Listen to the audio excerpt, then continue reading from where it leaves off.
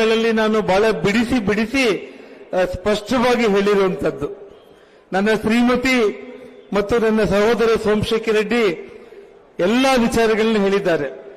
ನಮಗೆ ಬೆಂಬಲವಾಗಿ ಇಡೀ ಪಕ್ಷದ ಎಲ್ಲ ಹಿರಿಯ ನಾಯಕರುಗಳು ಎಲ್ಲರೂ ಇಲ್ಲಿಗೆ ಆಗಮಿಸಿದ್ದಾರೆ. ಎಲ್ರಿಗಿಂತ ಮಿಗಿಲಾಗಿ ನಮ್ಮ ಪ್ರಾಣ ಅದು ಎಲ್ಲಿದೆ ಅಂತಂದ್ರೆ ಅದು ನಿಮ್ ಕೈಯಲ್ಲಿದೆ ಅಂತೇಳಿ ಇವತ್ತು ನೀವು ಬಂದಿದ್ದೀರಲ್ಲ, ಅದಕ್ಕಿಂತ ದೊಡ್ಡ ಆಶೀರ್ವಾದ ಇನ್ನೊಂದಿಲ್ಲ.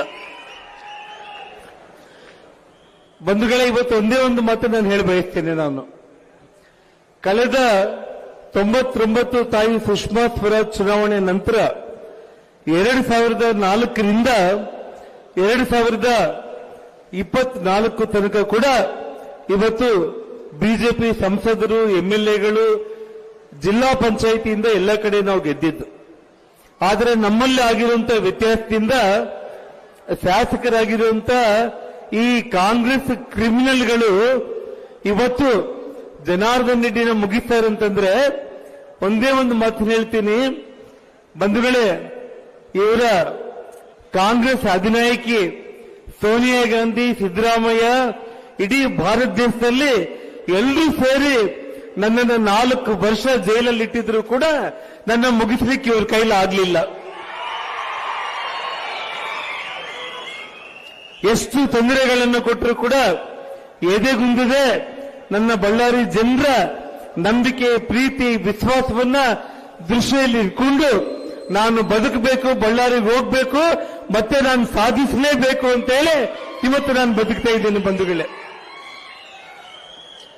ಇವತ್ತು ನನ್ನ ಮನೆ ಮೇಲೆ ಇವತ್ತು ಆ ಭರತ್ ರೆಡ್ಡಿ ಪ್ರೈವೇಟ್ ಗನ್ಮೆನ್ಗಳನ್ನ, ಪೆಟ್ರೋಲ್ ಬಾಂಬ್ಗಳನ್ನ, ಬಾಟಲ್ಗಳನ್ನ, ಕಲ್ಲುಗಳನ್ನ ತಗೊಂಡು ಬಂದು ದಾಳಿ ಮಾಡಿ ಹತ್ಯೆ ಯತ್ನ ಮಾಡಬೇಕಂತಂದ್ರೂ ಕೂಡ ಈ ಲಜ್ಜೆಗೇಡಿ ಸರ್ಕಾರ 15 ದಿನಗಳಾದರೂ ಕೂಡ ಆ ಭರತ್ನನ್ನ ಅರೆಸ್ಟ್ ಮಾಡಿಲ್ಲ. ಬಂಧುಗಳೇ, ಇವತ್ತು ನಾವು ಯಾಕೆ ಸಿಬಿಐಗೆ ನಾವು ಎಂಕ್ವೈರಿಗೆ ಕೇಳ್ತಾ ಇದ್ದೀವಿ ಅಂತಂದ್ರೆ ಈ ಘಟನೆಯಲ್ಲಿ ಈ ನಗರದ ಡಿಎಸ್ಪಿ ನಂದಾರೆಡ್ಡಿ, ಎಎಸ್ಪಿ ರವಿಕುಮಾರ್ ಇಬ್ಬರು ಕೂಡ ಸೇರಿ ಆ ಭರತ್ ಜೊತೆಯಲ್ಲಿ ಇವತ್ತು ನಮ್ಮ ಮನೆ ಮೇಲೆ ದಾಳಿ ಮಾಡೋದಕ್ಕೆ ಅವರು ಪ್ರಯತ್ನ ಮಾಡಿರೋ ಕಾರಣ ಸಿಬಿಐಗೆ ಎಂಕ್ವೈರಿಗೆ ಆಗ್ಲೇಬೇಕು ಅಂತೇಳಿ ಇವತ್ತು ನಾವು ಆಗ್ರಹ ಮಾಡ್ತಾ ಇರೋದು. ಬಂಧುಗಳೇ, ಇವತ್ತು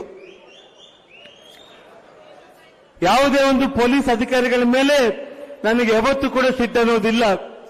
ನಮ್ಮಪ್ಪ ಕೂಡ ಪೊಲೀಸ್ ಕಾನ್ಸ್ಟೇಬಲ್, ಇಲ್ಲಿರುವಂತ ಎಲ್ಲ ಪೊಲೀಸ್ ರೀತಿಯಲ್ಲೇ ನಮ್ಮ ತಂದೆ ಕೂಡ ಲಾಠಿ ಇಟ್ಕೊಂಡೋಗಿ ಕೆಲಸ ಮಾಡಿದ್ದಂತವನು.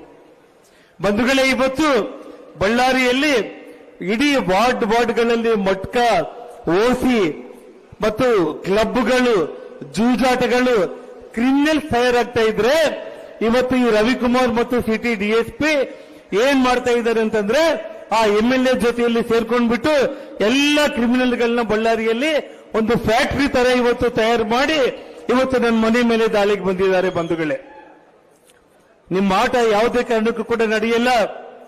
ಒಬ್ಬ ಅಮಾಯಕ ಎಸ್ಪಿ ಬಳ್ಳಾರಿಗೆ ಬಂದು 24 ಗಂಟೆ ಕೂಡ ಆಗಿಲ್ಲ. ಎಸ್ಪಿನ ಇವತ್ತು ನೀವು ಸಸ್ಪೆಂಡ್ ಮಾಡ್ತೀರಿ, ಐಜಿನ ಟ್ರಾನ್ಸ್ಫರ್ ಮಾಡ್ತೀರಿ. ಈ ರವಿಕುಮಾರ್ ಮತ್ತು ನಂದಾರೆಡ್ಡಿಯನ್ನ ಇಷ್ಟೊತ್ತಿಗೆ ಸಸ್ಪೆಂಡ್ ಮಾಡಿ ಭರತ್ ರೆಡ್ಡಿ ಜೊತೆಯಲ್ಲಿ ಇಷ್ಟೊತ್ತಿಗೆ ಇವರೆಲ್ಲರೂ ಕೂಡ ಜೈಲಿಗೆ ಹಾಕಬೇಕಾಗಿತ್ತು.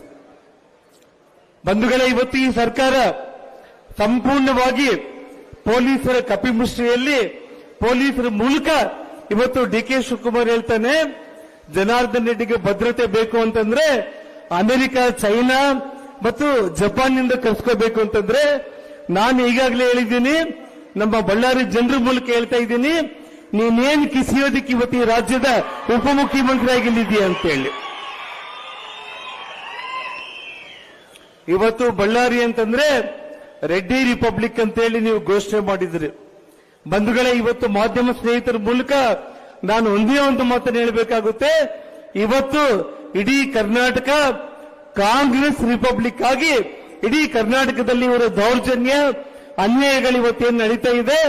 ನಾನು ಈ ಸಂದರ್ಭದಲ್ಲಿ ರಾಜ್ಯಾಧ್ಯಕ್ಷರಾದ ಸನ್ಮಾನ್ಯ ವಿಜೇಂದ್ರ ಅವರಿಗೆ, ಮಾಜಿ ಮುಖ್ಯಮಂತ್ರಿಗಳಾದ ಬೊಮ್ಮಾಯಿ ಅವರಿಗೆ ಮತ್ತು ಅಶೋಕ್ ಅಣ್ಣನ್ ಅವರಿಗೆ ಎಲ್ರಿಗೂ ಕೂಡ ಇವತ್ತೊಂದು ಮಾತನ್ನು ಹೇಳ್ತಾ ಇದ್ದೇನೆ.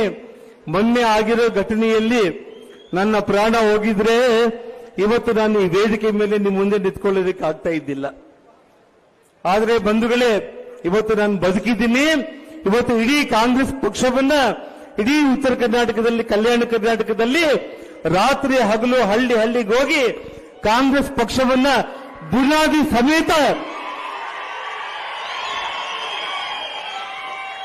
ನಿಮ್ಮ ಬುನಾದಿ ಸಮೇತ ಕಿತ್ತಾಕಿ ಬರೋ ದಿನಗಳಲ್ಲಿ ಭಾರತೀಯ ಜನತಾ ಪಕ್ಷ 150ಕ್ಕೂ ಹೆಚ್ಚು ಸೀಟ್ಗಳನ್ನು ಗೆಲ್ಲೋದ್ರ ಮೂಲಕ ಬರೋ ದಿನಗಳಲ್ಲಿ ಯಾವತ್ತಿಗೂ ಕೂಡ ಈ ಕರ್ನಾಟಕ ರಾಜ್ಯದಲ್ಲಿ ಕಾಂಗ್ರೆಸ್ ಅನ್ನುವಂತ ಮಾತೆ ಜನರು ಮರಿಬೇಕು. ಆ ಮಟ್ಟಕ್ಕೆ ಇವತ್ತು ನಾವು ಹೋರಾಟ ಮಾಡಿ ಬರೋ ದಿನಗಳಲ್ಲಿ ಪಕ್ಷ ಅಧಿಕಾರಕ್ಕೆ ಬರುತ್ತೆ. ಈಗಲಾದ್ರೂ ಕೂಡ ನಾನು ಹೇಳ್ತಾ ಇದ್ದೀನಿ, ಈ ಸರ್ಕಾರಕ್ಕೆ ತಕ್ಷಣ ಬಳ್ಳಾರಿಯಿಂದ ಈ ರವಿಕುಮಾರ್ ಎಎಸ್ಪಿಯನ್ನ, ನಂದಾರೆಡ್ಡಿಯನ್ನ ಸಸ್ಪೆಂಡ್ ಮಾಡಿ ಈ ಬಳ್ಳಾರಿಯಿಂದ ಹೊರಗಡೆ ಹಾಕಿ. ಆವಾಗ ಮಾತ್ರ ಇವತ್ತು ಬಳ್ಳಾರಿಯಲ್ಲಿ ಶಾಂತಿ ಇರುತ್ತೆ. ನಂತರ ಇವತ್ತೇನ್ ತಾವು ಸಿಐಡಿಗೆ ಇವತ್ತು ನೀವು ವಹಿಸಿದ್ದೀರಾ, ನಿಮ್ಮ ಪೊಲೀಸರೇ, ನಿಮ್ಮಿಂದ ನ್ಯಾಯ ಸಿಗೋ ಪ್ರಶ್ನೆನೇ ಇಲ್ಲ. 3 ಗನ್ಮೆನ್ಗಳನ್ನು ಬಂಧನ ಮಾಡ್ತೀರಿ. ಆ 3 ಬಂಧನ ಮಾಡಿದಂತ ಪ್ರೈವೇಟ್ ಗನ್ಮೆನ್ಗಳು ಯಾರು ಮನುಷ್ಯರು? ಇವತ್ತು ಅವನು ಭರತ್ ರೆಡ್ಡಿ ರಾತ್ರಿ 9 ಗಂಟೆಗೆ ನನ್ನ ಮನೆಗೆ ಬಂದು ಪೊಲೀಸ್ ಎಸ್ಕಾಟ್ ಅಲ್ಲಿ ನನ್ನ ಮನೆ ಮೇಲೆ ಗುಂಡುಗಳನ್ನು ಹಾರಿಸಿ ಪೆಟ್ರೋಲ್ ಬಾಂಬ್ಗಳನ್ನು ಹಾಕ್ತಾ ಇದ್ರೆ, ಪೊಲೀಸರ ಕಣ್ಮುಂದೆನೆ ನಡೀತಾ ಇದ್ರೆ, ಇವತ್ತಿನವರೆಗೂ ಕೂಡ ಆ ಒಬ್ಬ ಅಮಾಯಕ ರಾಜಶೇಖರ್ ಆ ಪೊಲೀಸರ ಲಾಠಿ ಚಾರ್ಜ್ಗೆ ಅವನು ಬೆನ್ನು ತೋರಿಸಿ ಓಡೋಗ್ತಾ ಇದ್ರೆ, ಬೆನ್ ಹಿಂದೆ ಅವನ್ನ ಪಾಯಿಂಟ್ ಬ್ಲಾಂಕ್ ಅಲ್ಲಿ ಶೂಟ್ ಮಾಡಿ ಆ ಒಬ್ಬ ಅಮಾಯಕನ್ನ ಸಾಯಿಸಿದ್ರಲ್ಲ. ಇವತ್ತು ಆ ಮನೆಗೆ ಹೋದ್ರೆ ಆ ತಾಯಿ ಕಣ್ಣೀರು ನೋಡ್ತಾ ಇದ್ರೆ, ನಮಗೂ ಆ ವಯಸ್ಸಿನ ಮಕ್ಕಳಿದ್ದಾರೆ. ನಿಮ್ಮ ಕಾರ್ಯಕರ್ತರು ನಿಮ್ಮನ್ನ ನಂಬಿಕೊಂಡು ಬಂದಿರುವಂತವ್ರನ್ನೇ ಕೊಲೆ ಮಾಡಿ ಇವತ್ತು ಸಿಂಪತಿಗೆ ಇಟ್ಸ್ಕೊಳ್ಳೋ ಪ್ರಯತ್ನ ಮಾಡಿದ್ದೀರಾ. ನೀವು ರಾಕ್ಷಸತ್ವ ಮೆರೆದಿದ್ದೀರಿ. ಆ 3 ಗನ್ಮೆನ್ಗಳು ಯಾರು ಅಂತಂದ್ರೆ ಭರತ್ ರೆಡ್ಡಿ ಸಮಕ್ಷಮದಲ್ಲೇ, ಭರತ್ ರೆಡ್ಡಿಗೆ 5-10 ಅಡಿ ದೂರದಲ್ಲೇ ಆ ಗನ್ಮೆನ್ಗಳು ಆ ರಾಜಶೇಖರ್ನ ಕೊಲೆ ಮಾಡಿದ್ದಾರೆ. ಆ ಗನ್ಮೆನ್ಗಳ ಮಾಲೀಕ ಯಾರು ಅಂತಂದ್ರೆ ಭರತ್ ರೆಡ್ಡಿ. ಅವನ್ನ ತಕ್ಷಣ ಬಂಧನ ಮಾಡಬೇಕಾಗಿತ್ತು, ಬಂಧನ ಮಾಡಿಲ್ಲ. ಇವತ್ತು ಭರತ್ ರೆಡ್ಡಿಯನ್ನ ಬಂಧನ ಮಾಡಬೇಕು, ಸಿಬಿಐ ಎಂಕ್ವೈರಿ ಕೊಡಬೇಕು. ಇವತ್ತು ಈಗಾಗಲೇ ಸನ್ಮಾನ್ಯ ವಿಜೇಂದ್ರ ಅವರು ಒಂದು ಮಾತನ್ನು ಹೇಳಿದ್ರು, ಮಾಧ್ಯಮ ಸ್ನೇಹಿತರು ಕೆಲವೊಂದು ಗೊಂದಲಗಳನ್ನ ಮಾಡೋದಕ್ಕೆ ಹೊರಟಿದ್ರು ಕೂಡ ಇವತ್ತು ನಾನು ಒಂದೇ ಮಾತನ್ನು ಹೇಳಿದೆ. ಇವತ್ತು ನಮ್ಮ ಹೋರಾಟ ಅನ್ನೋದು ಮೊದಲ ಹಂತದ ಈ ಹೋರಾಟ ಪ್ರತಿಭಟನಾ ರ್ಯಾಲಿ. ಇದಾದ ನಂತರ 19-20 ನಮ್ಮ ఢిల్లీ ರಾಷ್ಟ್ರೀಯ ಅಧ್ಯಕ್ಷರ ಆಯ್ಕೆ ಆದ್ಮೇಲೆ ಇಡೀ ನಮ್ಮ ಹಿರಿಯ ನಾಯಕರು ಕೂಡ ಎಲ್ಲರೂ ಸೇರಿ ಮುಂದಿನ ಹೋರಾಟ ಈ ರಾಜ್ಯ ಸರ್ಕಾರ ಸಿಬಿಐಗೆ ವಹಿಸಿದ್ರೆ ಸಂತೋಷ, ನೀವು ವಹಿಸಲಿಲ್ಲ ಅಂತಂದ್ರೆ ಅವತ್ತು ಮುಂದಿನ ಪಾದಯಾತ್ರೆಯ ಬಗ್ಗೆ ವರಿಷ್ಠರ ಜೊತೆ ತೀರ್ಮಾನ ಮಾಡ್ತೀವಿ ಅಂತೇಳಿ ಅವರು ಈಗಾಗಲೇ ಹೇಳಿರುವಂತದ್ದನ್ನ ದಯಮಾಡಿ ಯಾವುದೇ ಒಂದು ರೀತಿಯಲ್ಲಿ ಇಡೀ ನಾವೆಲ್ಲರೂ ಕೂಡ ಒಂದು ಅಣ್ಣ ತಮ್ಮಂದರಾಗಿ ಒಂದು ಕುಟುಂಬವಾಗಿ ಭಾರತೀಯ ಜನತಾ ಪಕ್ಷದ ಪ್ರತಿಯೊಬ್ಬ ಕಾರ್ಯಕರ್ತರಿಗೆ ಬೆನ್ನೆಲುಬಾಗಿ ನಿಂತ್ಕೊಳ್ಳೋದಕ್ಕೆ ಇವತ್ತು ಇಡೀ ಪಕ್ಷ ಇದೆ ಅನ್ನೋ ಮಾತನ್ನು ಹೇಳ್ತಾ, ತಕ್ಷಣ ಒಂದೇ ಒಂದು ಆ ಭರತ್ ರೆಡ್ಡಿನ ಬರುವಂತ 24 ಗಂಟೆಯಲ್ಲಿ ಅರೆಸ್ಟ್ ಮಾಡಿದ್ರೆ, ಸಿದ್ದರಾಮಯ್ಯ ಅವರೇ ನೀವು ನಾಳೆ ನಾಡಿದ್ದು ಯಾವ ಕ್ಷಣದಲ್ಲಿ ನಿಮ್ಮ ಸೀಟನ್ನ ಡಿ.ಕೆ. ಶಿವಕುಮಾರ್ ಕಿತ್ಕೊಂಡು ನಿಮ್ಮನ್ನ ಕುರ್ಚಿಯಿಂದ ಕೆಳಗೆ ಬಿಸಾಕೋದು ಗ್ಯಾರಂಟಿ. ಅದರಲ್ಲಿ ಏನು ಅನುಮಾನನೇ ಇಲ್ಲ. ನೀವು ಮನೆಗೆ ಹೋಗೋದು ಗ್ಯಾರಂಟಿ.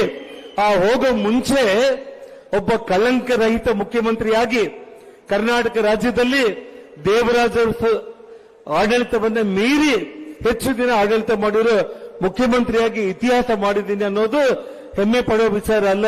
ಸಿದ್ದರಾಮಯ್ಯನವರೇ, ನೀವು ಕೊನೆ ಗಳಿಗೆಯಲ್ಲಿ ಇವತ್ತು ನೀವೇನು ಮನೆಗೆ ಹೋಗ್ತಾ ಇದ್ದೀರಲ್ಲ, ಭರತ್ ರೆಡ್ಡಿಯನ್ನ ಅರೆಸ್ಟ್ ಮಾಡಿ ಇಡೀ ಕರ್ನಾಟಕ ರಾಜ್ಯಕ್ಕೆ ಒಬ್ಬ ನಿಷ್ಪಕ್ಷಪಾತ ಮುಖ್ಯಮಂತ್ರಿ ಅಂತ ಹೇಳಿ ತೋರಿಸ್ಕೊಂಡು ನೀವು ಮನೆಗೆ ಹೋಗ್ಬೇಕು ಅಂತ ಹೇಳಿ ಆಗ್ರಹವನ್ನ ಮಾಡಿ ಈ ನನ್ನ ಮಾತುಗಳನ್ನ ನಾನು ಮುಕ್ತಾಯ ಮಾಡ್ತಾ ಇದ್ದೇನೆ. ಜೈ ಹಿಂದ್, ಜೈ ಕರ್ನಾಟಕ.